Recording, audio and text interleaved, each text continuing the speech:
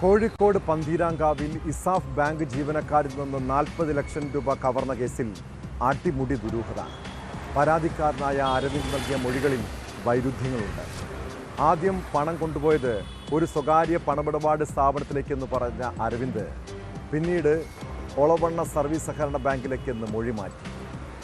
സംഭവസ്ഥലത്ത് അവിടെ ഉണ്ടായിരുന്ന 8 ബാങ്ക് ജീവനക്കാരെയും പോലീസ് വിശദമായി ചോദ്യം ചെയ്തു. സംഭവത്തിന് ശേഷം രക്ഷപ്പെട്ട പ്രതി ഷിബിൻലാലിനെ കണ്ടെത്താൻ അന്വേഷണം ഊർജിതമാണ്.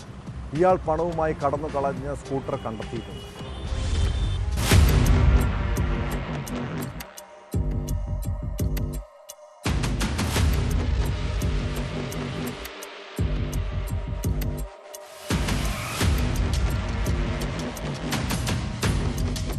പന്തീരാങ്കാവ് കോഴിക്കോടൻ കുന്നിന് സമീപം ഉപേക്ഷിച്ച നിലയിലാണ് സ്കൂട്ടർ കണ്ടെടുത്തത്. വണ്ടി പ്രതിയുടേതല്ലെന്ന പ്രാഥമിക അന്വേഷണത്തിൽ കണ്ടെത്തി. വാഹനം മോഷ്ടിച്ചതാണോ വാടകയ്ക്കെടുത്തതാണോ എന്നത് സംബന്ധിച്ച് പോലീസ് അന്വേഷിച്ചു വരികയാണ്.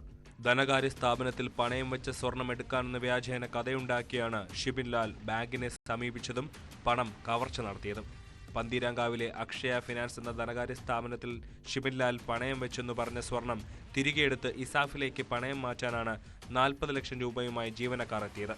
എന്നാൽ പണമടങ്ങിയ ബാഗ് തട്ടിപ്പറിച്ച് പ്രതി രക്ഷപ്പെടുകയായിരുന്നുവെന്നാണ് ബാങ്ക് ജീവനക്കാരന്റെ മൊഴി. കവർച്ചയ്ക്ക് പിന്നിൽ ഷിബിൻലാൽ മാത്രമല്ല എന്ന നിഗമനത്തിലാണ് പോലീസ്. കൃത്യത്തിന് പിന്നിൽ കൃത്യമായ ആസൂത്രണവുമുണ്ട്.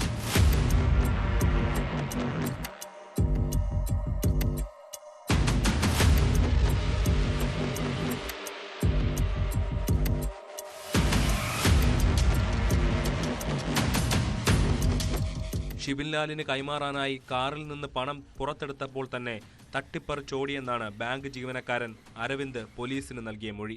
പണം തട്ടിപ്പറിച്ചോടിയിട്ടും എന്തുകൊണ്ട് ഒപ്പമുണ്ടായിരുന്നവർ ഇടപെട്ടില്ല എന്നതിന് ജീവനക്കാർക്ക് ഉത്തരം നൽകാനായിട്ടില്ല.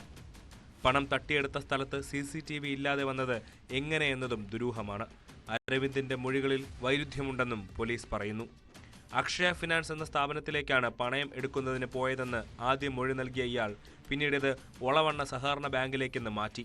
ഇയാൾ ഉൾപ്പെടെ 8 ജീവനക്കാരെ പോലീസ് ചോദ്യം ചെയ്തു. പോലീസിൽ റിപ്പോർട്ട് ചെയ്യാൻ വൈകി എന്നതടക്കം സംഭവത്തിൽ ഗൂഢാലോചനയുണ്ടോ എന്നും പോലീസ് അന്വേഷിക്കുന്നുണ്ട്.